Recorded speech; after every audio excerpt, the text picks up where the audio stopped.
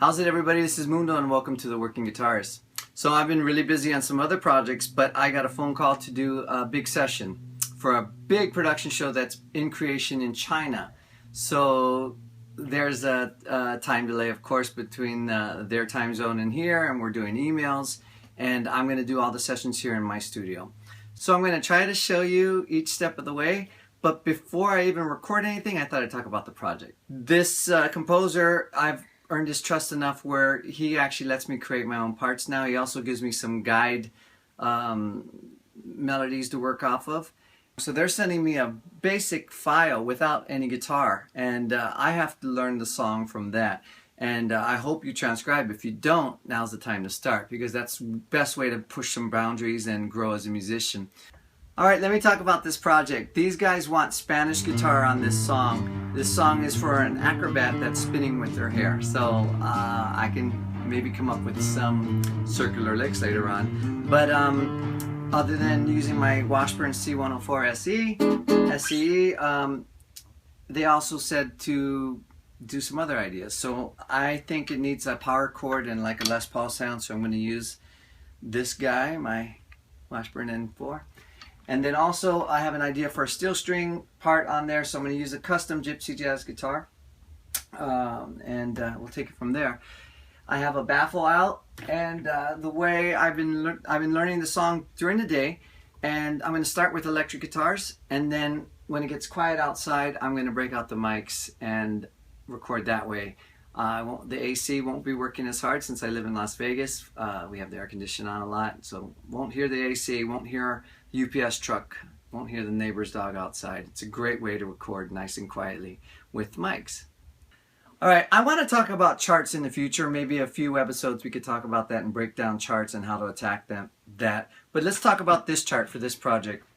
It's written by a keyboard player, and many times the composers and keyboard players or people who write out the music for you come from a keyboard angle. So you may read a crazy voicing, and it's actually just a simple guitar voicing. So it's up to you sometimes to translate that. And that's really what they want anyway. Another thing is I like to have chord charts, because in this case I'm making up parts. So the chord charts will let me know the harmony and how it works, and there's none here, if you can tell. So I have to break it down. They did provide chord charts, chords, diagrams on this page, but as I found out, they're wrong. So in that case, my suggestion is you don't want to be that guy to say, hey, you wrote a wrong chart. You just fix it. So I read the notes, I listened to the music that they sent me, and I fixed it myself. So now I'm the solution and not the problem. Never want to be the problem. You always want to be the solution. So getting back to some of these parts, a lot of times as well, I have to break this down. And the music reading is not that hard. You could take your time and learn it. I'm not sight reading, I'm in my studio. And that music is just something simple, very guitaristic, like, and we can all play that. So it's up to us to kind of get in there and figure things out. One thing I know about this session is that what I'm recording and what makes it through to the composer will end up on the CD for this show. So I'm recording the actual CD part. I'm also recording something that someone else will transcribe and turn into a live score for the live musician playing the show. So knowing that, and knowing that they're making a CD, I'm going to keep this very plain, not add very many effects. I'm not going to, I might use a little delay, but no reverb. And I'm just going to give them basically raw new tracks and let their engineers add effects and mix it in. Knowing that ahead of time helps me have a recording strategy.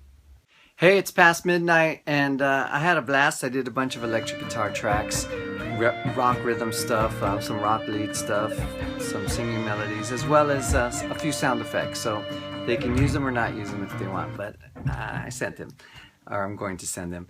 Right, so I'm getting ready to record the acoustic guitars. And let me see, you can see I got baffles set up. I've got two mics set up.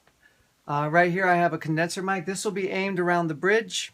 And then on this other side I have a dynamic mic. I think a condenser mic works better, but this dynamic mic's been working pretty good for me. And it's aimed right at the 12th fret.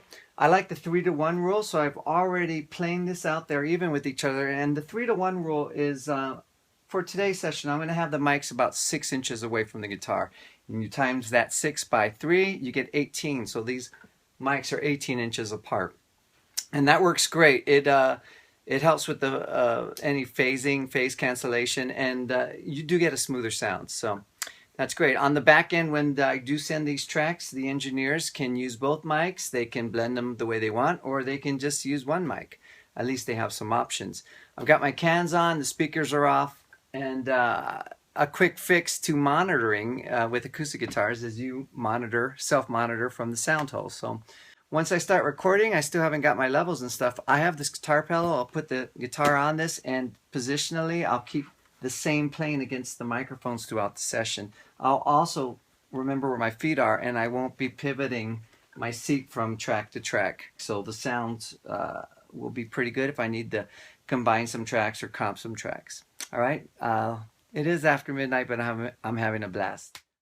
All right, I'm toasty, but I'm done. It's beer 30. Tomorrow I'll wake up, I'll clean up the tracks, I'll merge them, I'll flatten them, and then I'll send them. And then from there, I'll wait to get some feedback. I'm sure they'll like some things, they won't like other things. They might have some other ideas, and I'm fully prepared to reduce tracks or add to that I've already got. Until next time, this is a tired Mundo. Aloha.